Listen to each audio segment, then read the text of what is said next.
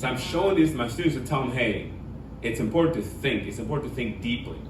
And this is the picture.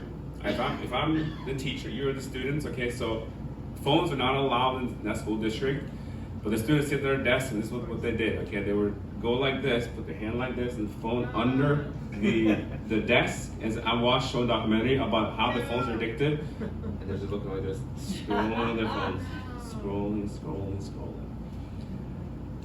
I was like, so what does that have to do with Jesus? All right. Jesus taught in parables, which are not easy to understand. The word parable can also mean proverb. It can also mean a riddle. He taught in these parables so that you had to think. The answer was there, but it was deeper. And most of the people that he taught the parables to were like, huh? We don't get it. And they didn't like it. Jesus used that as his most prominent way of teaching, was telling these stories.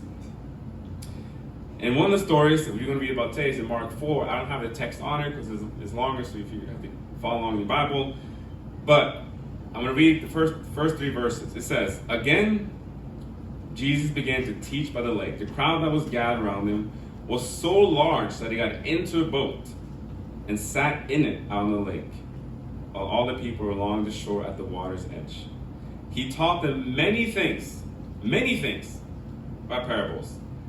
And in his teaching said, so remember last time when we talked about all the crowds, that Jesus is growing in popularity. And because there's so many people, he couldn't really stand and teach because he might get crushed. So he's not on the boat teaching. And instead of saying things, hey, do this, he tells them a story. And he tells them a parable. And it's it was the most common and distinctive way of Jesus teaching was to use parables.